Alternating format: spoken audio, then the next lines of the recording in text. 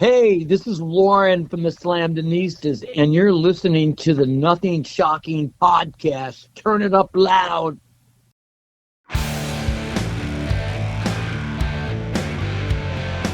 Want to know what's going on in the world of music?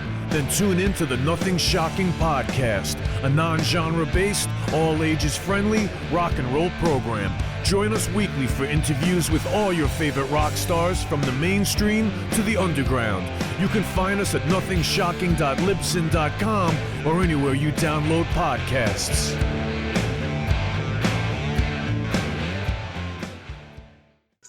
We're putting the band back together. The numbers all go to 11. I'm talking about bands that rock. Led Zeppelin. What about Sabbath? AC/DC.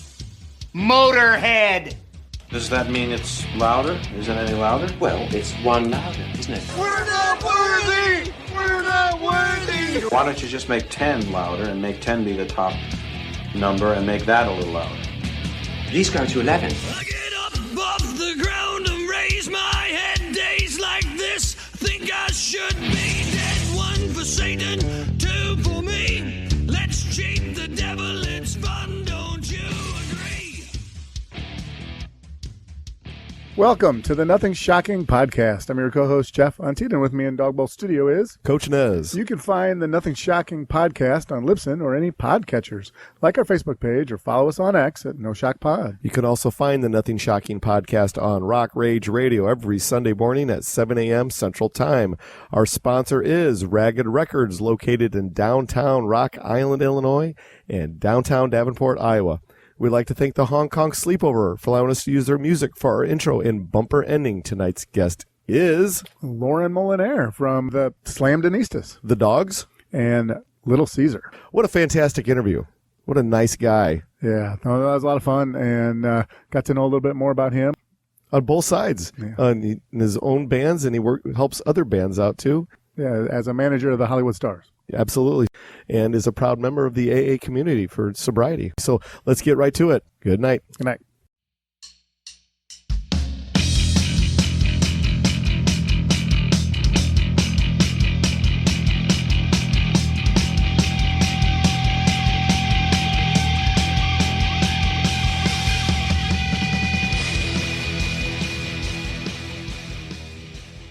Loren, welcome to the Nothing Shocking podcast. I'd like to introduce you, my co-host, Jeff Untied. Loren, thanks for joining us tonight. Hey, Jeff and Eric, I'm glad to be here on the Nothing Shocking podcast. Thanks for the opportunity. Yeah, hey, we are so excited to have you. We are honored to have you tonight. So let's just get right into this. So a few weeks ago, the Slamdinistas had a listening party on Bandcamp for the band's newest album, Wild and Restless. Talk a bit more about the hosting of a listening party on Bandcamp, because pardon my, my ignorance. I had no idea Bandcamp did that. Yeah, either did I, or the band. I mean, Lou at Rumbar Records had suggested it to us. I had never attended any other band's listening party that way, and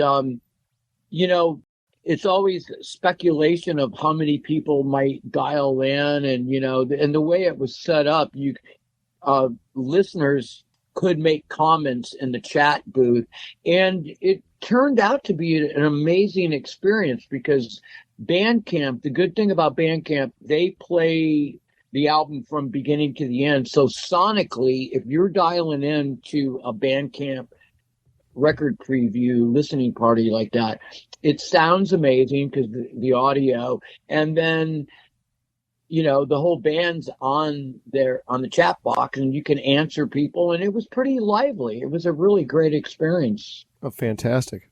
Well, yeah, I know during COVID, I know a lot of bands did that. They jumped on the doing stuff like live on the internet, and I was actually surprised. I mean, I know you guys would rather tour and that kind of thing, but I was surprised that it didn't kind of keep going after that. It you don't see them as much, but I'm glad you guys were able to do it. Can you tell us a little bit more about the other members in your band? Yes. So Gabriel Johns is the lead singer, my partner in crime. I've known him for a good many years. He's the lyricist. Him and I co-write a lot of the songs.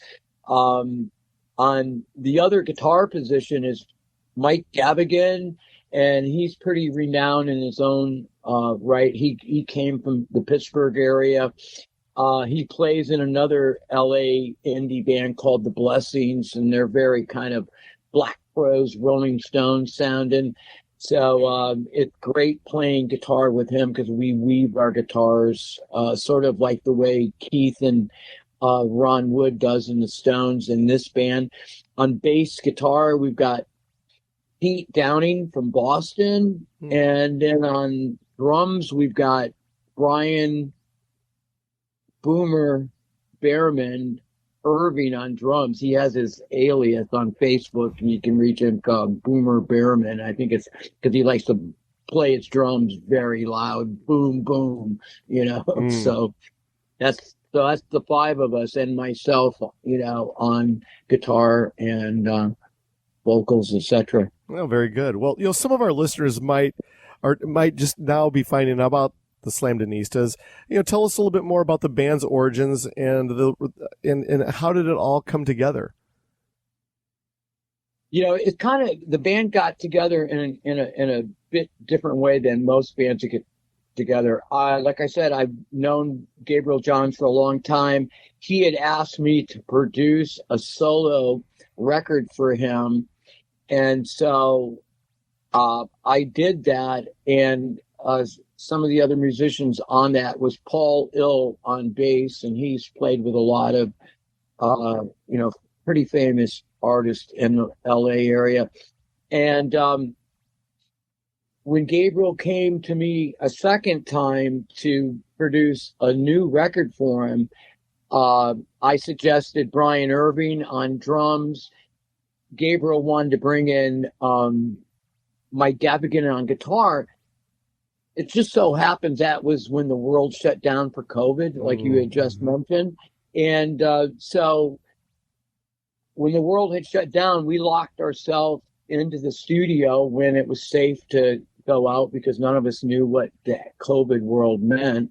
And we started working on the first Slamdinistas album, Shoot for the Stars. And in the midst of that recording, which was the Gabriel Johns solo record, I told Gabriel, I said, the world doesn't need another singer-songwriter, and this feels like a band. So it was Brian Irving that came up with the name. And, it's a kind of tipping our hat to, the Clash's album, Sandinista, but Brian wanted a name to be kind of brash sounding because he thought the band was kind of brash, kind of crashy sounding, so Slamdinistas stuck. And we did freak out Google because we put Slamdinistas into Google search, and it didn't know what to think of that because there was no, the word didn't exist. So it was good. And, so we put that album out, which came out on Rumbar Records also, and got a lot of airplay on terrestrial radio and normal radio and underground garage. And then it was time to do a follow-up. So we started about a year and a half ago writing the songs for this album, Wild and Restless, which just came out. Nice. Fantastic. Well, talk a little bit more about Rumbar Records and that partnership. I know, in today's, climate, you have more indie pop labels and stuff rather than the big conglomerates. But can you talk a little bit about that relationship with them? Yeah, Lou at Rumbar, Lou's this New York fellow, record collector in his own right. He's a fan of music, and he moved to Boston from Brooklyn area in New York, and he started Rumbar Records, and like Muck and the Myers from Boston are on it, and some other East Coast bands. And like the thing is with labels these days, I mean, there's still, even the small indie labels try to stick a contract in your face. And even though you pay for all your studio time and you cover all those costs, a lot of indie labels try to lock you up for you spending all the money on the project. Literally, it's like one of these great labels. It's a handshake deal, and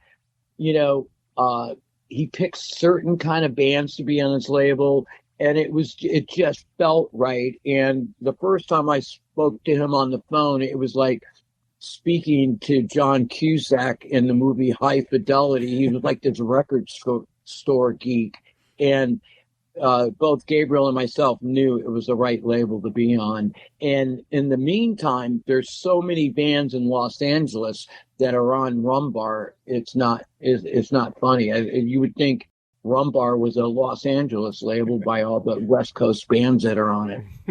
Very good. When it came to the writing and recording for The Wild and the Restless, can you talk a little bit more about the methodology of writing music for this new album, and how does the recording methods with your bandmates differ from the other bands you've been a part of over the years? Well, I will say, because this is band financed, it gone are the days where you spend 3 months making an album, like in some of the other bands I had that had major record deals.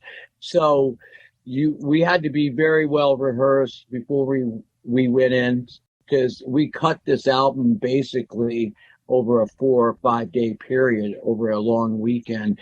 And, as far as the songs go, Pete Downing, our bass player, brought in Santa's in a Punk Band Now, and another really cool song, Johnny Wallflower.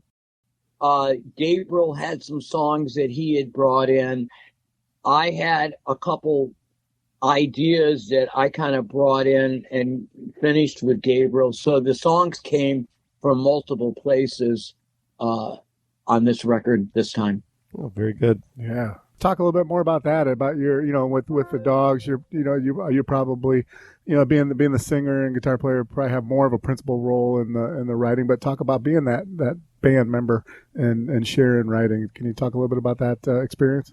Yeah, well, because I produced the last album for the Slamdinistas and Gabriel's solo stuff, I'm kind of like the way Jimmy Page was in Led Zeppelin. He would write all the material, him and Plant, and then he would produce it too. So I was kind of like the executive producer over the music and just the direction of what this record I felt should be. And luckily for me, Gabriel and the rest of the guys respect me enough to, because you need somebody that has the final say, because if it's a Chinese democracy and everybody, it gets too confusing, I think. So someone's got to, have the last say and stuff. And luckily for me, I'm the shortest guy in the band, but the loudest voice, right? So, yeah. Very good. But yeah, that's the way it kind of works. But everybody has their input. I mean, it's not like, because I think anytime that you have somebody that's a leader or a manager type, you're only as good as the team that you surround yourself with. So, I try to approach it like being like a sponge and just take everybody's input and ideas and try to make it work as a whole for the band. Oh, that's fantastic. Well, let's get to the Dogs. This past 2024, the Dogs returned to the stage for several live dates. What's the vision going forward playing live with you and Mary Kay? We switched drummers at the end of like a couple years ago. Tony Matucci had been with us for quite some time. And like the Dogs drummers are kind of like Spinal Tap. I think we've had like 4 or 5 drummers, but Tony had been with us off and on for a few decades. And bands are like marriages, and they last for a while, and then marriages, people kind of go their separate ways.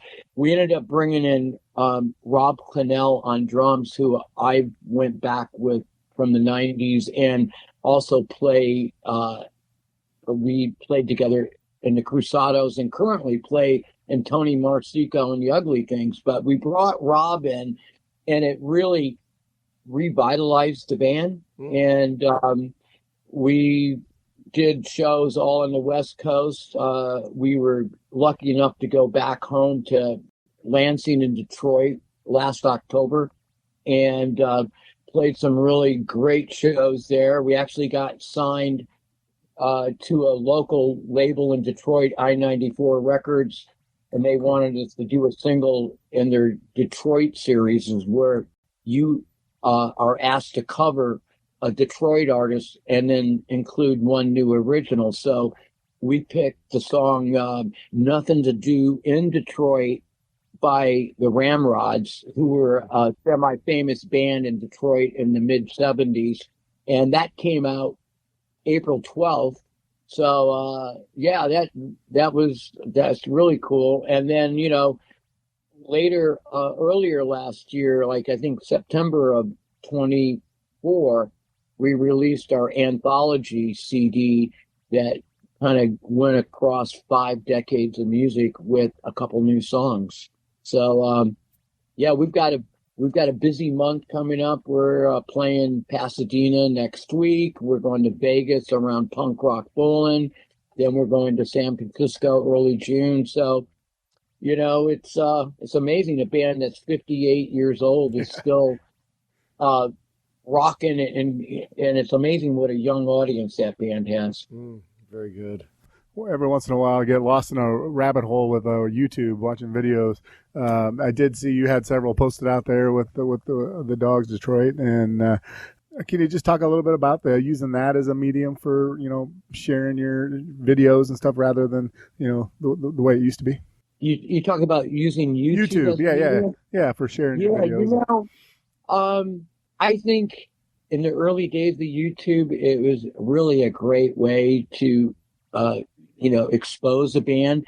I think because of there's several streaming sites out there, there's all these avenues to release music.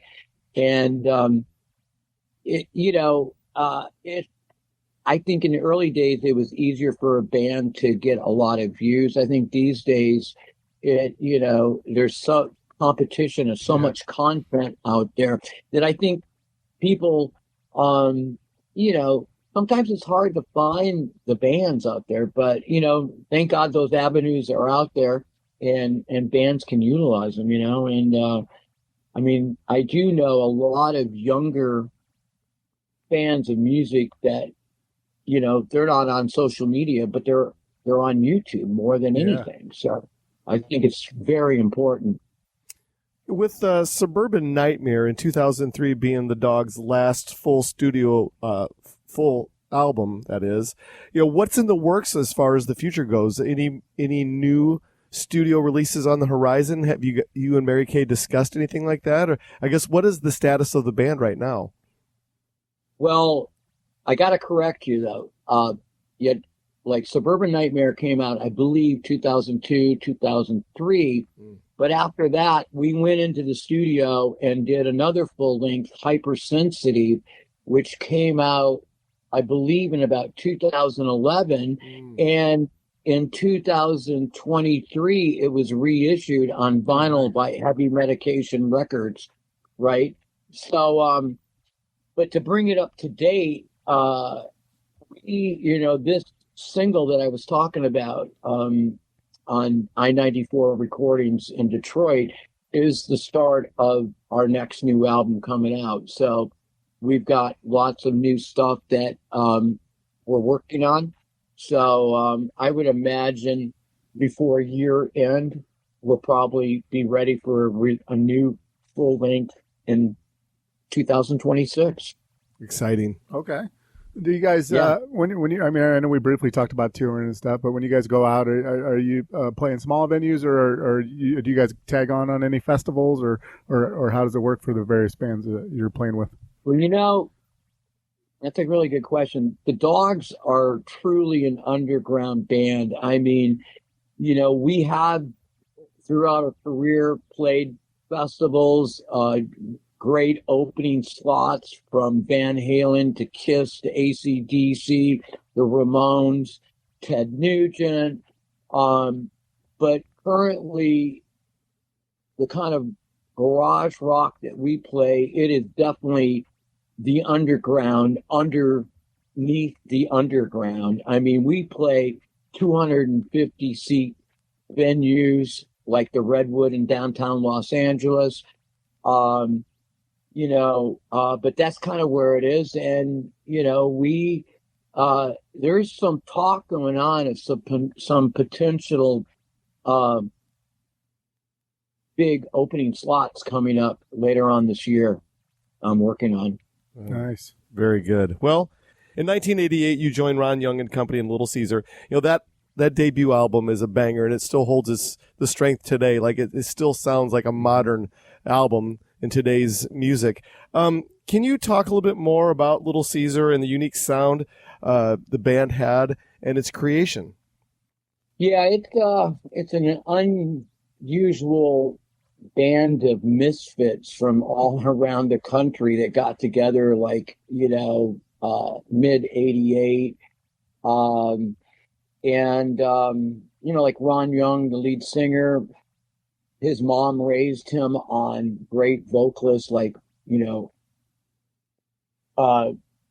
Marvin Gaye, Smokey Robinson, all the Motown stuff. And then like the drummer, Tom Morris from Los Angeles, he was into Mott the Hoople and glitter glam type stuff. The original bass player, Fidel, grew up in East LA, and he was like into bands like Kiss and Thin Lizzy. The original guitarist, Apache from Philly, and he was, into that Philly soul stuff and hard rock. And myself coming, from the Michigan area and growing up with MC5, Iggy and the Stooges, and digging the Rolling Stones and the Kinks, all our influences really kind of created that first album.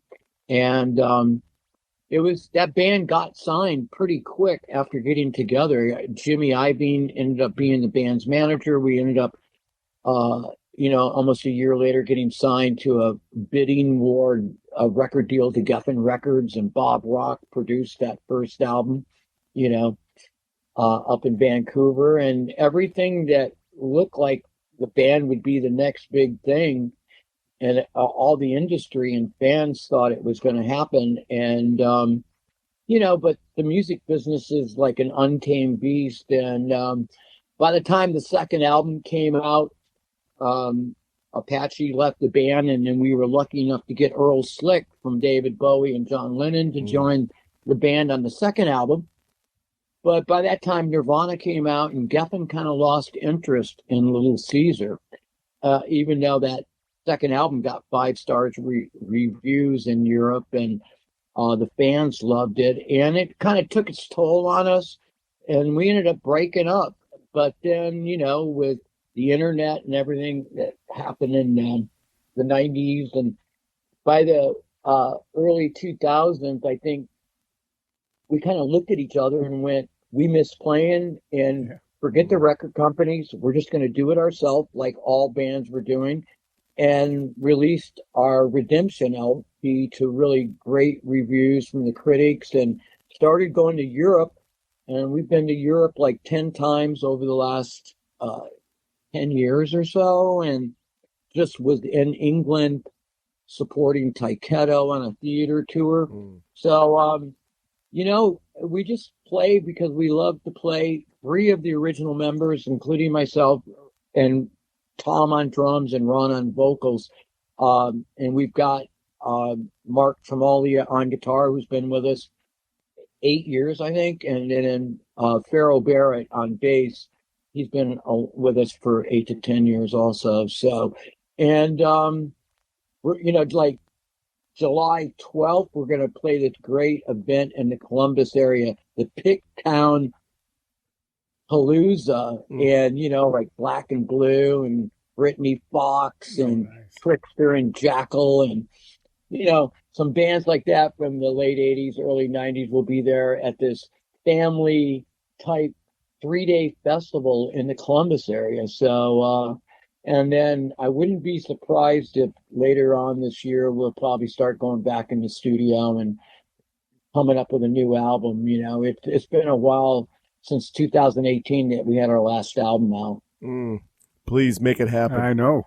Go ahead. Well, yeah, I was just going to ask you a little bit about 2015. You guys came out with a double live CD, Brutally Honest, live from Holland.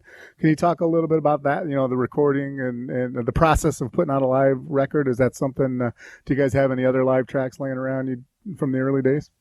That kind of just fell on our laps. We were like, we had played that date and a few other dates on that tour with Jared James Nichols, that really up and coming blues dynamo. I don't know if you know of Jared, but he's an anomaly unto himself. But we played that night, and a lot of clubs have digital consoles, and that night the sound man gave us a memory stick of all the tracks that went through the digital console.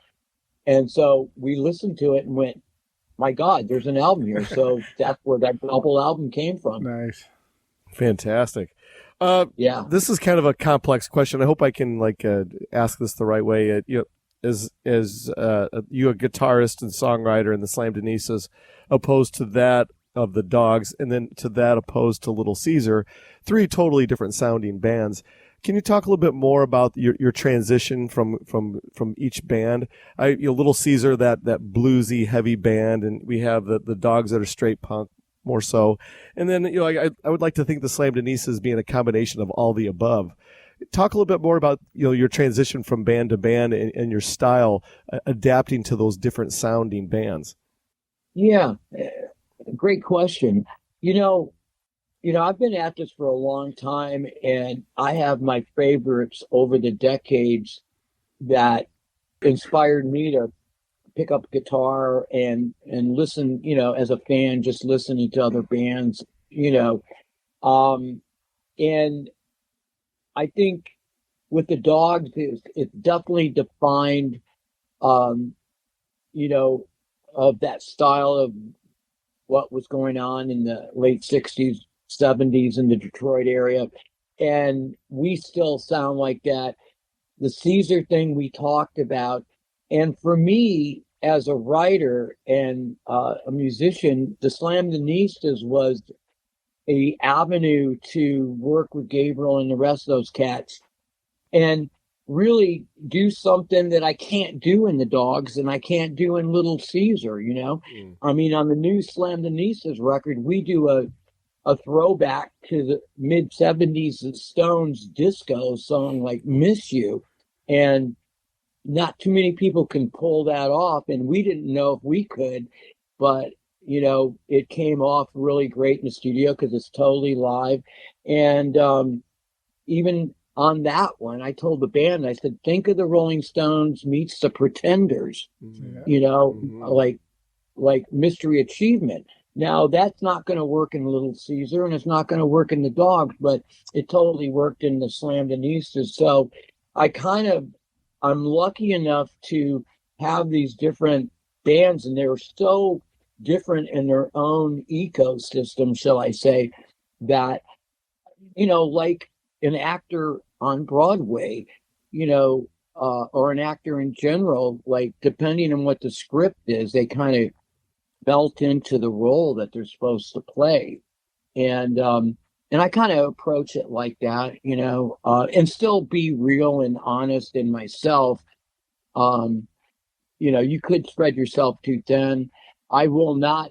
I mean, I don't want to be in any more bands. I feel lucky that, I've had two bands for 40 and 50 years, the Dogs and Little Caesar, and, Slamdinistas is cool, and playing with Tony Marsico and the Ugly Things is great. But, I want to have time just to enjoy life and not have music 24/7. But, Yeah. but it is, I mean, music to me is my life. So, I love it, but I'm filled up right now. There's no more. I don't need any more. Very good. Well, this kind of follows along that.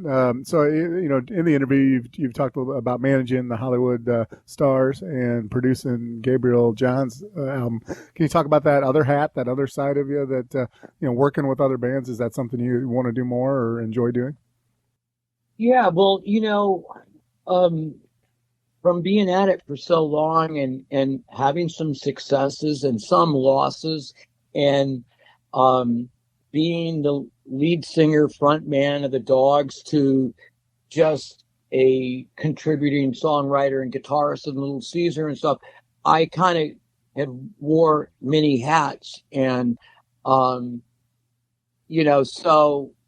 and I've seen the way some great music managers have acted dealing with their bands. And so, managing Hollywood stars was presented to me. I met them when the Dogs moved to Los Angeles in 1975. They were put together by the legendary Kim Fowley. They had 2 record deals, one on Columbia in 73 and then Arista Records in 76, 77. And then I kind of stayed friends with those guys, but they approached me a few years ago that they wanted someone who understood them and where they were coming from, but be objective to picking songs for them. And it ended up, managing them and producing their last album on Rumbar with the band. So it's a real honor to get their trust and to be able to work with them at that capacity, So nice. Cool. Yeah. And one last question for you. This is maybe a little bit more personal question or so, but you overcame substance abuse addiction. Can you give our listeners an insight to your recovery and how long have you been sober now? I love you guys for asking that question. That's pretty amazing.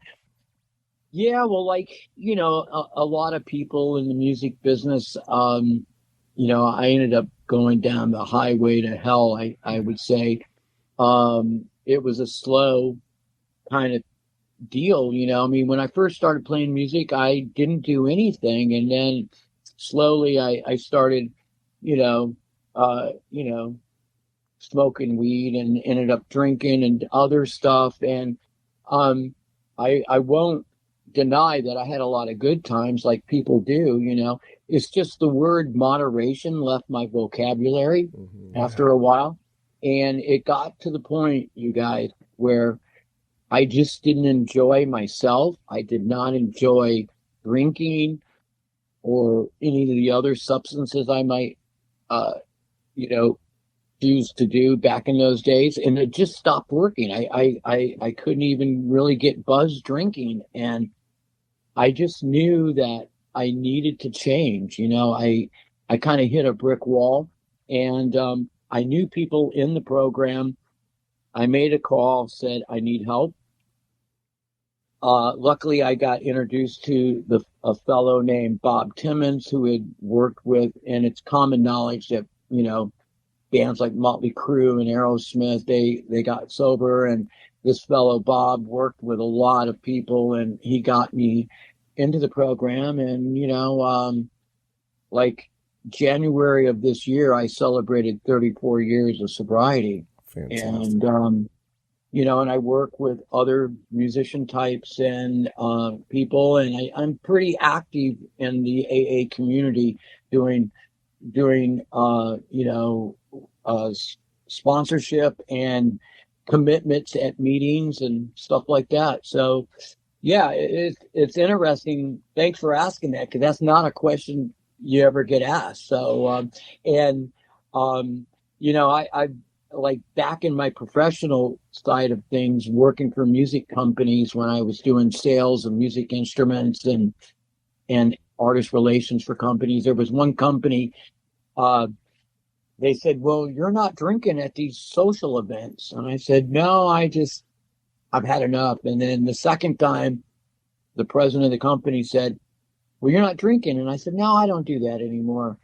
I said, I thought you wouldn't like me because I wasn't socially drinking. He goes, no, you're taking care of our business. You're one least person I have to worry about. So, Yeah, I mean, I wouldn't be in the four bands I'm in now. I wouldn't be married to my lovely wife for like 33 years. And if I wouldn't have like kind of just admitted to myself that I had a problem, and once I did that, everything changed, for the best. It gave me hope and a sense of purpose again. Fantastic. Yeah, that was awesome. Well, Loren, we're out of our allotted time this evening. Is there anything that we left off tonight that you would like to plug or promote? Yeah, check out the Slamdinistas album Wild and Restless on Rumbar. If any of the listeners are familiar with Bandcamp, you can download it there. You can stream it on Spotify. You can buy the vinyl LP through Rumbar Records on Bandcamp. And, if you hear our name, come check us out. We're trying to book some gigs on the East Coast and whatever. And any people in Ohio, come check out Little Caesar July 12th in the Columbus area. Well, we're very excited for you. Yeah, thank you so much for coming on. Well, this is how things are going to work out. Once Jeff, the editing wizard over here, gets it all cleaned up, we'll send you the link and we'll send to your publicist as well. And please share it on your social media if you possibly could. Yeah, I definitely will. But I just want to thank you, Eric and Jeff. It was great chatting with you guys. And like I said, just the fact that you chatted with me and it was the first time I've ever done an interview where you kind of laid it out the way it was going to be. And it was a really cool thing. And thanks for, exposing my anonymity of being a member of AA. Because, it might help. If it's a family podcast, maybe it might help some people out there, Well, we'd like to hope so. Yeah. We just always feel like being prepared and letting the artist know the blueprint for the interview is the most important thing before we start the interview. I love it. It's a template that more people should use. But thank you. Well, thank you so much. Thank you. Well, thank you guys. Have a good night, and we'll look forward to your links when you guys get it together. All right. All right, man. All right. Thank you so much. Bye-bye. Bye-bye.